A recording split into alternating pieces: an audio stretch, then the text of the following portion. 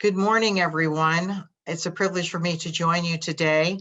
And the presentation that I'm going to be focused on is called Not Just a Nurse, Redefining the Role to be the Best You.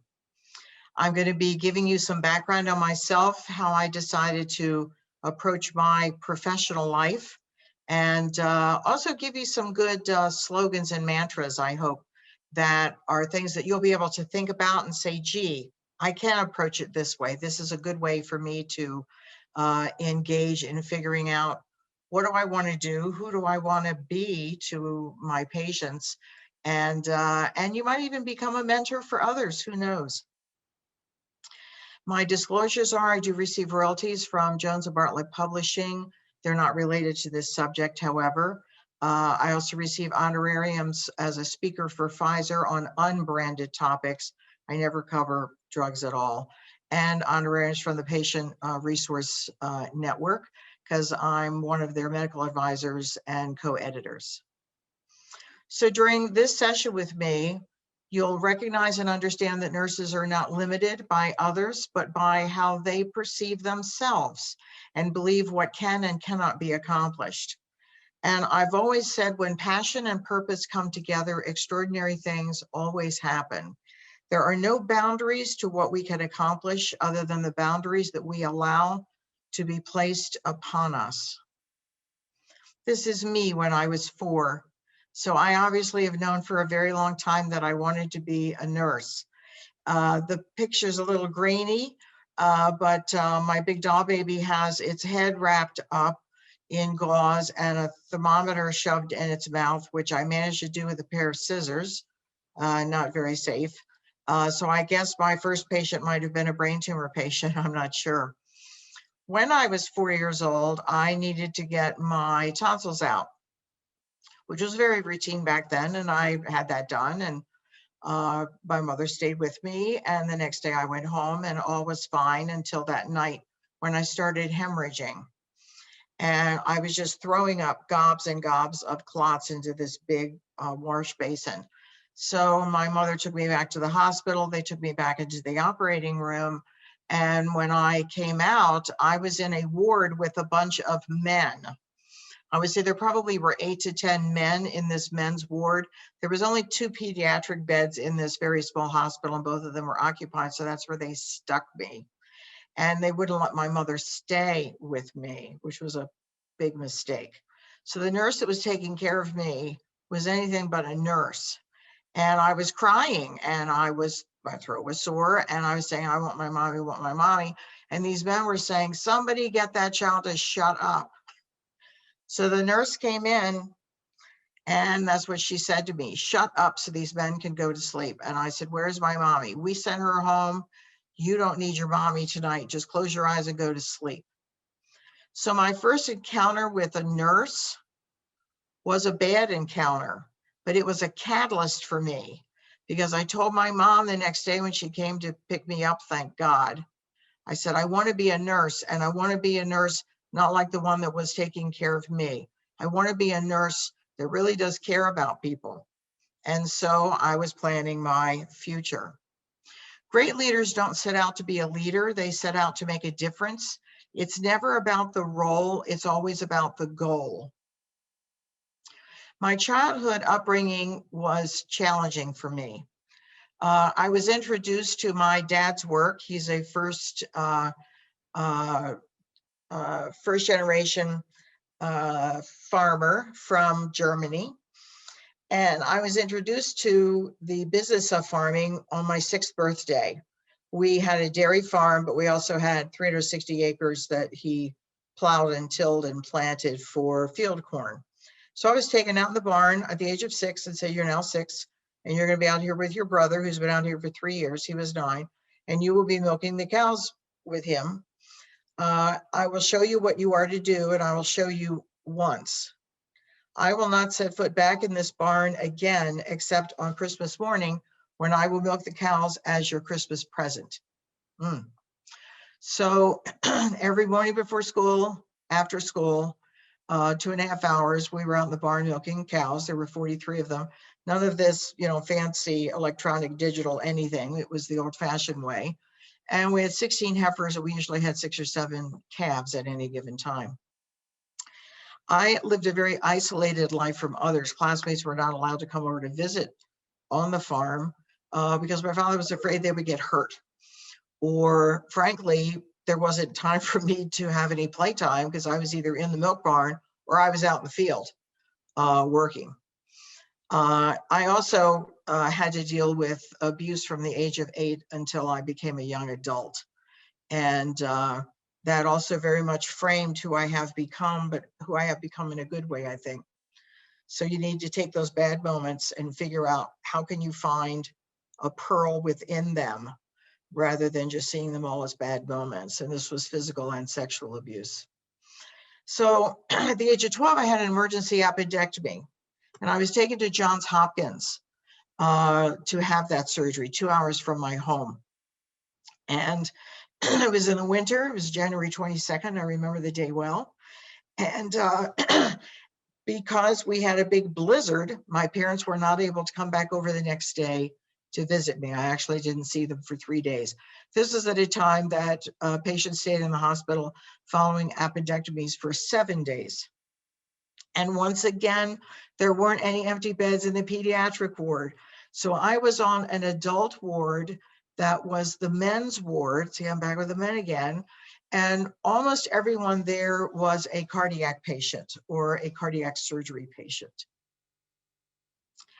The day 3 of my hospital stay, my nurse taking care of me, who was Miss Gale, that's what I called her. She had never taken care of a child before. She said, I know your parents can't come over and therefore you don't have any visitors. Let me show you something that I think you might want to see. So she put me in a wheelchair, as if nurses back then did have time, isn't that something? And took me down to the main administrative building with the dome on it. And there I saw the statue of Christ, the marble statue, famous statue, that stood 10 feet tall on top of a 4-foot stand. And I said to Miss Gale, I said, I'm going to be a nurse here one day at Johns Hopkins. And she said, oh, that's nice. And I said, no, listen to me. One day I'm going to be a nurse here at Johns Hopkins. And she said, wow, okay. She said, well, I went to nursing school here at Johns Hopkins. And I said, I love your nurse's cap. I love your nursing uniform, and I love what you do. In 9th grade, our community was rezoned for the school system, and they only moved 2 students from one school to another school. So I didn't think it was really appropriate to just do that when it only influenced 2 students, but nonetheless they did. Unfortunately, the 2 school systems, Rock Hall High School and Chestertown High School, I was to be going to Chestertown High School, and I've been a Chestertown girl all of my school life. Rock Hall was the rival school, and these 2 schools were just like West Side Story. They had gangs, people got hurt, and you didn't talk to somebody from Rock Hall, and Rock Hall didn't talk to somebody from Chestertown. And myself and one other student got moved from Chestertown High to Rock Hall High. And on my very first day of school, when I got the combination to my locker and opened the door, there was a dead rat laying on the floor with a tag on it that said, go back to Chestertown. And I was friendless for 4 years. People didn't walk with me in the hallways. I was as if I had leprosy. And I did join the cheerleading squad for basketball. And that was the only kind of sport we had because there were so few students really to make up a team. But my brother was on the basketball team for Chestertown, which was a very large team. So when my mother would come to a game that these 2 rival schools were playing against one another, she would sit on one side during the first half and then on the other side for the second half. It was terrible. There was no guidance counselor. And it was decided by the school system, well, Rock Hall doesn't need a guidance counselor. Chestertown had one because they had a lot more students, but Rock Hall didn't need one because boys were either to become farmers or fishermen. Girls were to become the wives of farmers or fishermen. I planned to go to Johns Hopkins School of Nursing, which was a 3-year diploma program. Ironically, it closed the year I graduated from high school, and I graduated at the age of 17. So I went to a different 3-year diploma program, Easton Memorial's program, that was about an hour and a half away from where I lived. And I was a bookworm, and I didn't fit in there either. I was a bookworm because I was so afraid if I didn't learn everything, maybe I would do something wrong and do some harm to a patient, like calibrating a dosage of medicine or recognizing a symptom of something. So I stayed in my room almost always while the other girls were, walking into town and going to the movies and doing other things. And I thought, I shouldn't be doing that. But I wasn't used to doing that. I wasn't used to going to the movies. I wasn't used to having friends. So for that reason, I literally still did not fit in. My ability to socialize was very, very limited. I had a piece of parchment paper, which I still do, and it's right over there on that wall here in my office. I got that piece of parchment paper at a gift shop when I was 13. And I will tell you that that saying on that parchment paper prevented me from killing myself when I was 13. That verse saved my life. So as you hear me share different verses with you, I want you to realize that one might really be incredibly meaningful to you and not meaningful to someone else. I want you to think about it. I want you to write it down if it is meaningful to you, and maybe make it your mantra. This saying that I learned at 13 and recited when I was going through very ugly times as a child and feeling not worthy of having a friend when I was in nursing school. And it says, I believe in the sun even when it is not shining. I believe in love even when I do not feel it. I believe in God even when he is silent. That verse I learned much, much later was written on a prison wall inside of a cell in blood. This was in Germany, ironically enough, where my grandfather had come from. And I believe, I have to believe, that the prisoner that was in there one day was released or one day escaped and got back to his family and enjoyed joys again. But he certainly was someone who never gave up. And I thought, I don't want to give up on life. Maybe there are better things that lie ahead if I just hang on. My first nursing job, I will tell you, was a wonderful experience. It's something that you would now see on television in maybe a cowboy movie that the setting was back in the early to mid 1800s. I lived in a very rural community, a farmland, for heaven's sakes. The next closest doctor to the one that I was in his office helping was 40 miles away. A lot of people did not have transportation. A lot of people walked or they hitched a ride to get to the doctor. This physician had originally been a head and neck surgeon prior to coming to Kent County in Maryland. And his office was in Rock Hall, which was a fishing community and where I went to high school. He had a history of alcoholism and was not practicing being a head and neck surgeon anymore. So he did go back to school to become a family practitioner, but he still had alcoholism. I mean, he drank every day. I would find bottles all over the place. I'd open a cabinet to take out gauze and there would be, 5 little miniatures lined up that would be in the back behind the gauze. He named me Lily Pie, which is also what my mom, who's now 93, still calls me. Patients didn't have money. They paid in produce, in carpentry work, in fish, in eggs, quilts, pies.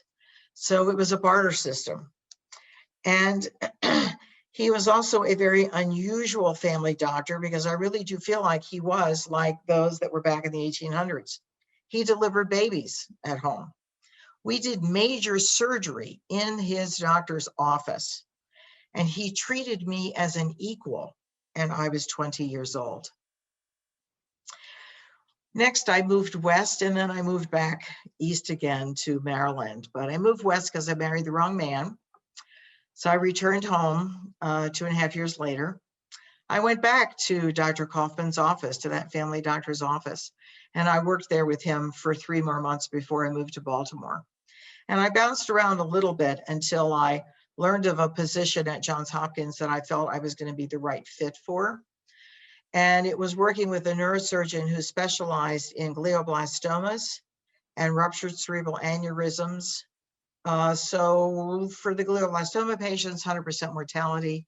For the ruptured cerebral aneurysm patients with subdural hematomas and subarachnoid hemorrhages, 80% mortality.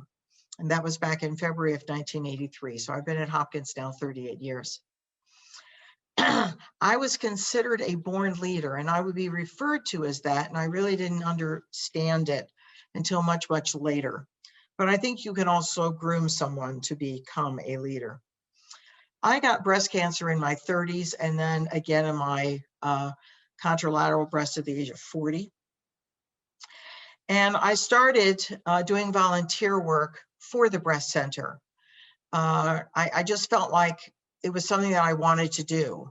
And so I planned to do 4 hours a week, which ended up being 24 hours a week.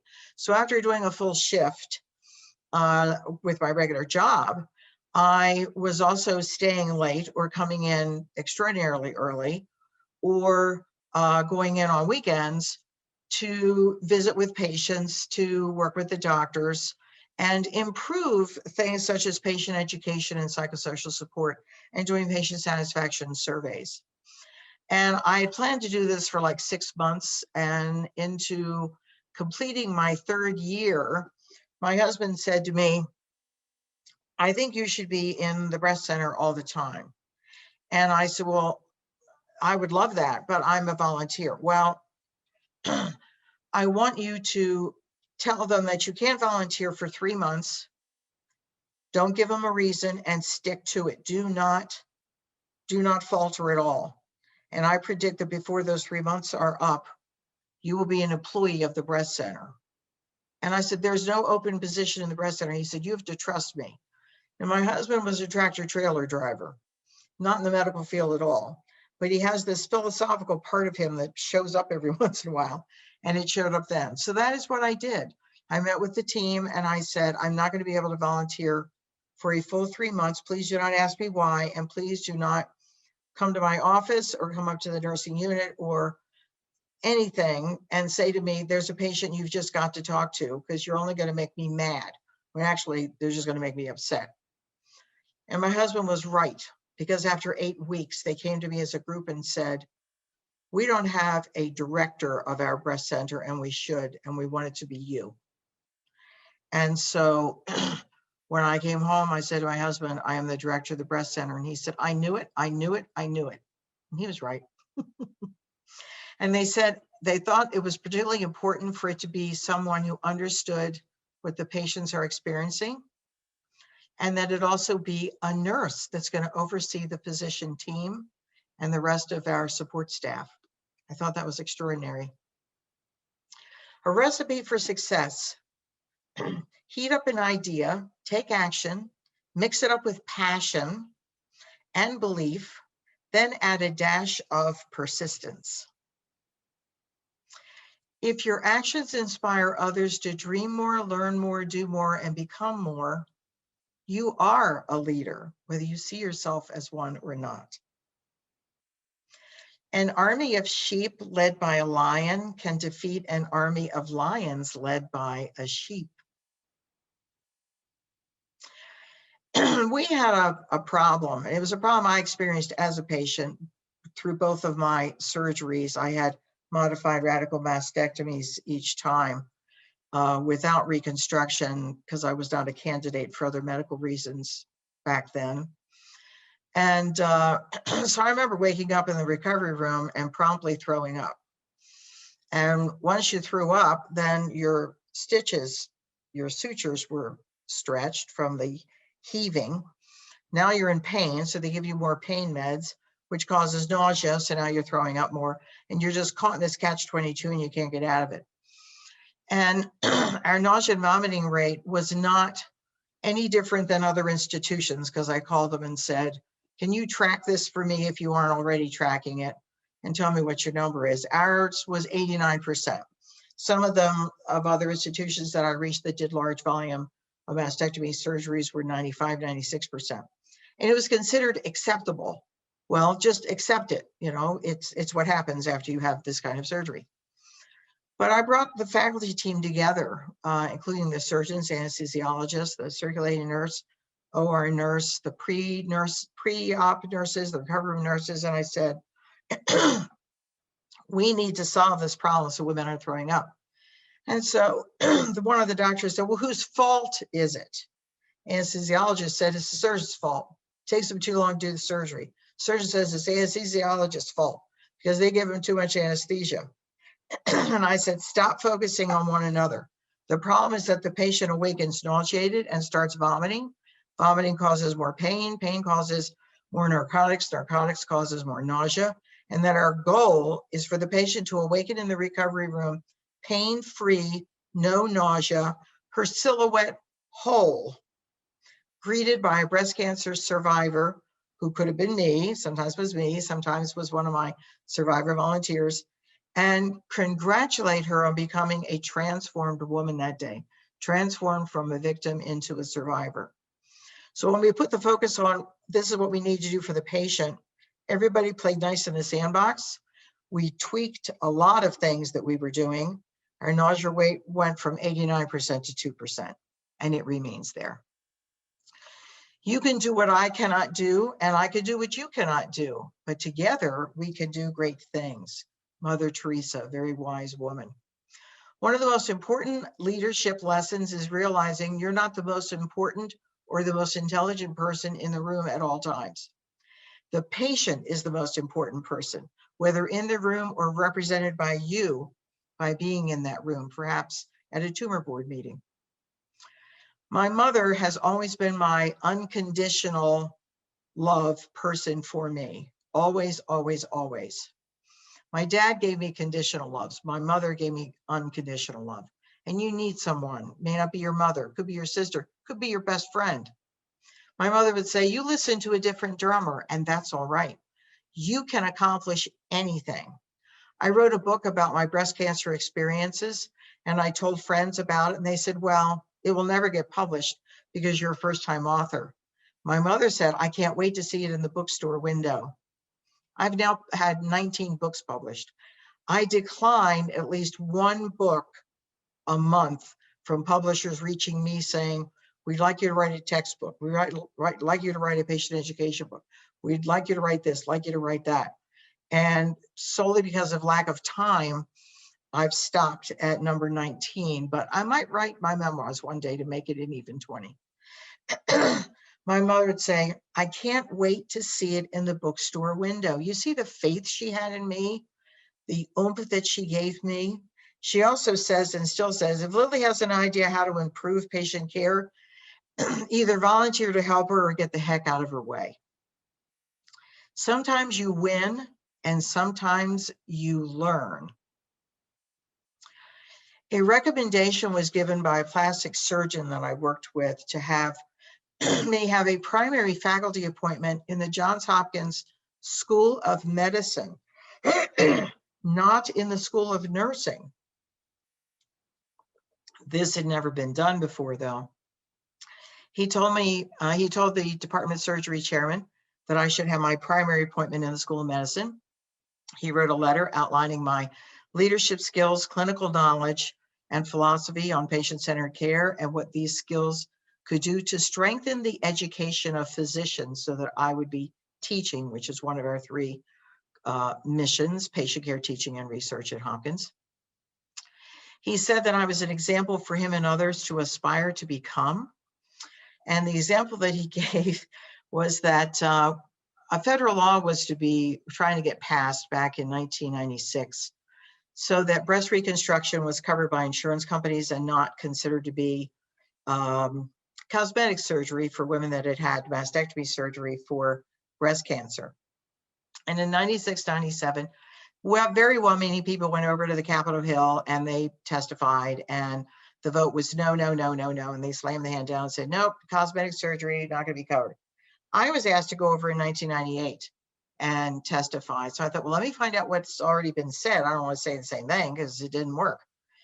And I took a different approach. I contacted large insurance companies, Blue Cross Blue Shield, Aetna, Kaiser, and I said, I need to know if you cover testicular implants for testicular cancer, and they all did.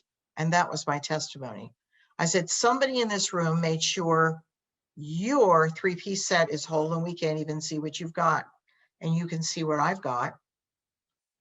So we deserve the same thing, and we got the bill passed.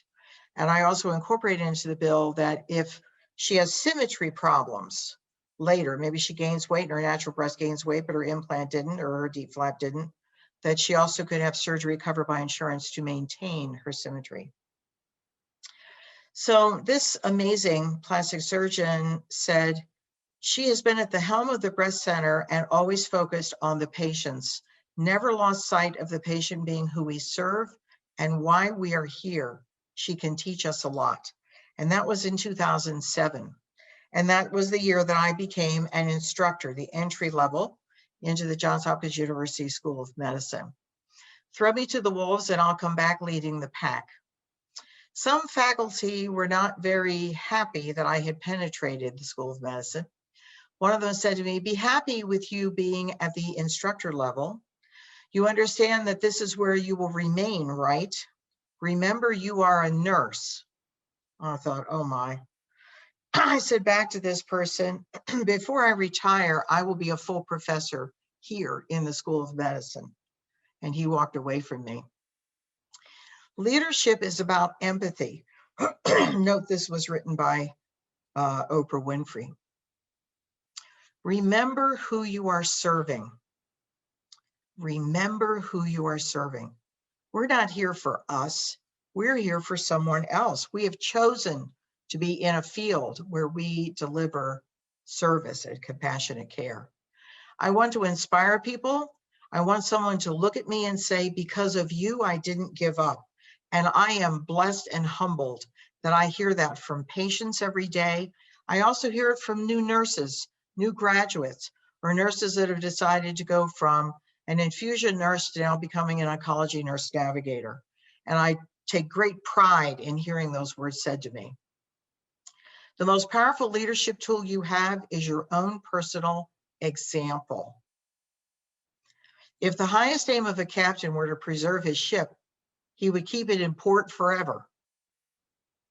The best leaders not only inspire us, they develop and empower us to lead with passion from whatever position we currently hold in life.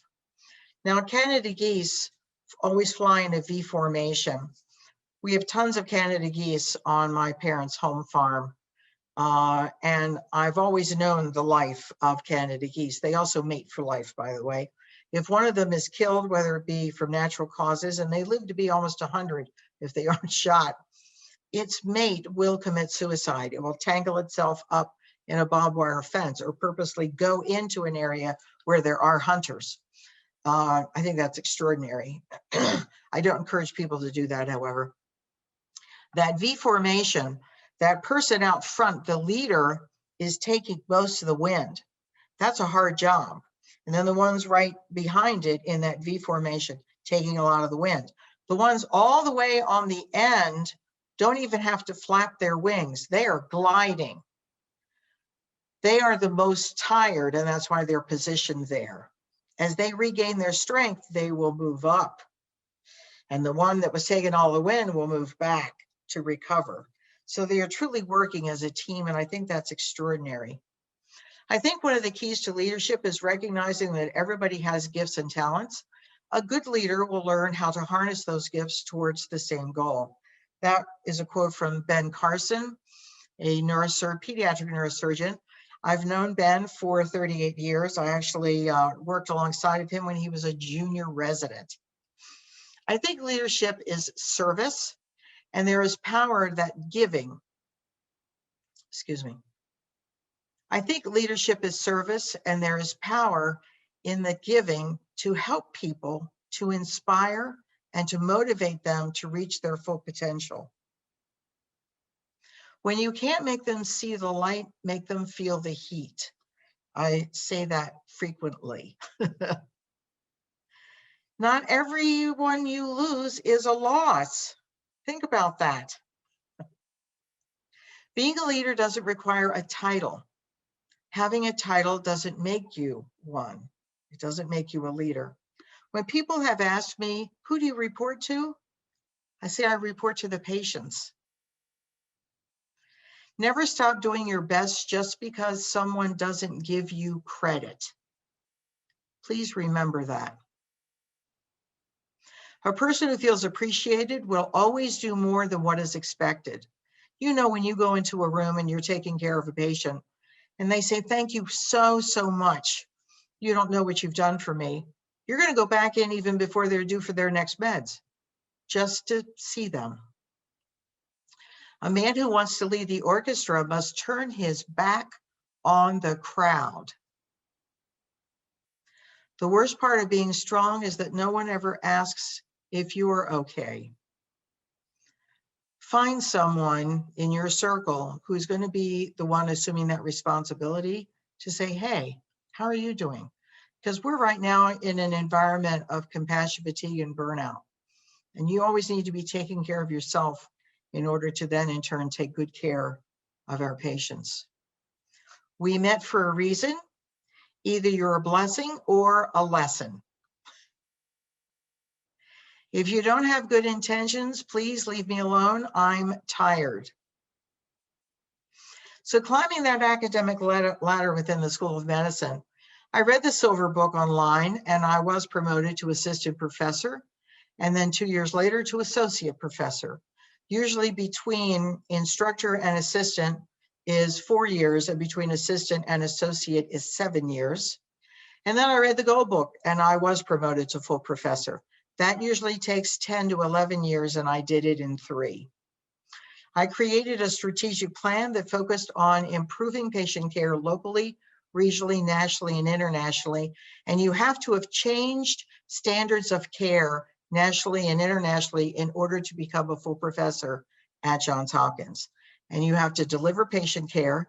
You also have to teach in the School of Medicine, residents and fellows. And you need to do clinical research. And I have, thank God, accomplished all 3 and still do.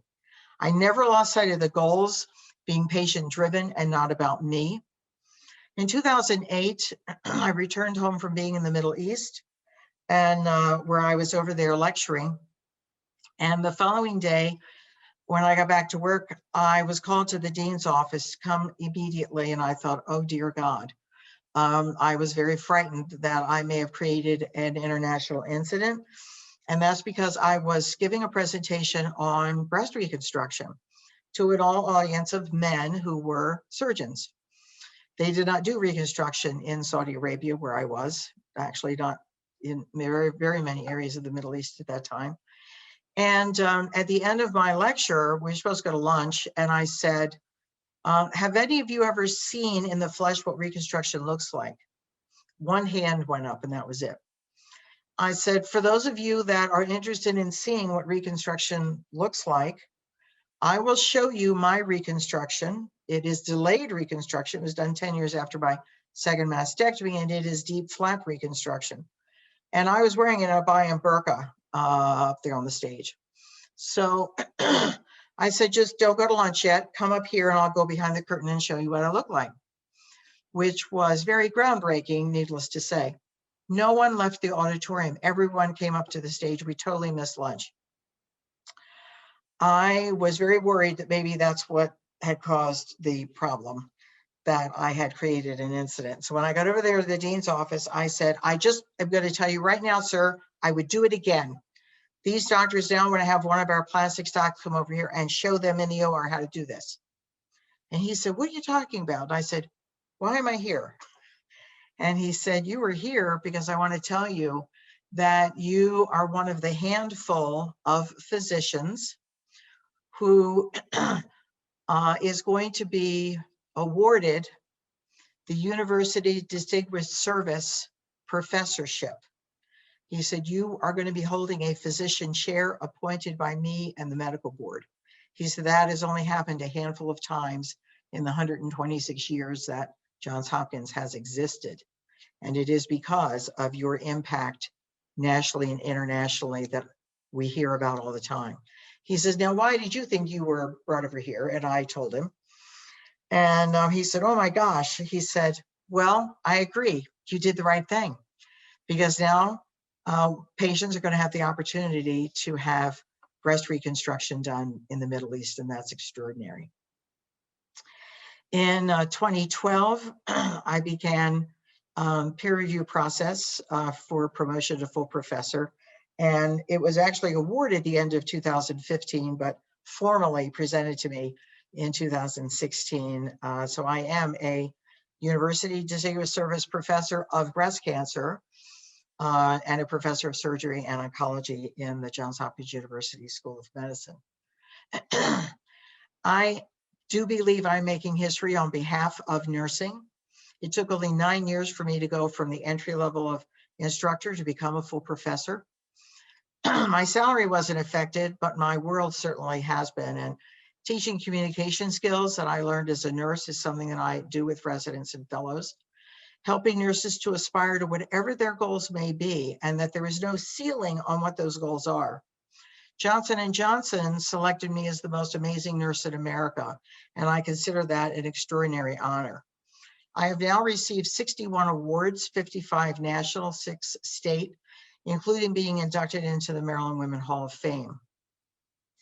I have written 19 books. My 20th, I do have in draft, and I'm trying to decide if I want to go ahead and publish it or not. I've published more than 350 articles, and I've served on 18 medical advisory boards.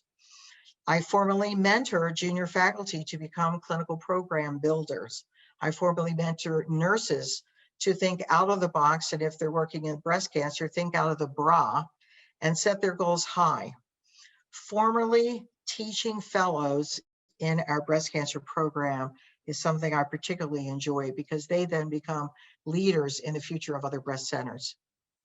Be brave, even if you're not pretend to be. A strong woman looks at a challenge dead in the eye and gives it a wink. And these are the references for you. I want to tell you a little bit more about the Middle East. My husband was very worried about me going over because I was traveling alone, which is not something that usually happens. And he doesn't text, he doesn't do email at all. And my cell phone was not working for me to be able to call him. It was a bit of a nightmare, and I was over there for 4 days. So when I got home, he said, I don't want you to ever go over there again. I've been worried, I've been worried, I've been worried. And he said, I was watching CNN, and anybody that had on one of those black outfits, I thought it was you. And I thought, I am going back over. I'm going to be going back over a lot. And I need him to understand the importance of me going. I've gotten the driver who took me back to the airport to stop at a Harley Davidson store, because he and I ride motorcycles. And they had a patch. It's got a camel on it. I just loved it.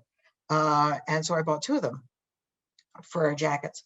And he was in the shower, because I got home at 6 in the morning. He was in the shower, and he was in there mumbling, grumbling that I, finally back. She's all right. Blah, blah, blah. And so I thought, I've got to figure out what to do so that he's going to be okay with me going back, because I'm going to be going back probably every 3 or 4 months for several years. So as I was emptying my suitcase, I thought, this is how I'm going to do it. I took off all my clothes. I put on my abaya and burqa. I took one of those Harley Davidson patches, and I stuck it in my crotch, and I laid down on the bed. And my husband came out of the shower, naked, of course, and he says, what are you doing, and why are you in that black costume again? And I said, come over here, come over here.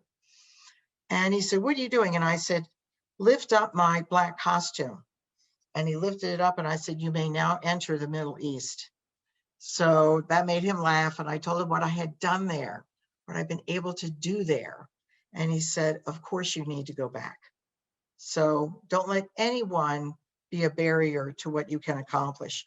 You are your only barrier, nobody else. Thank you.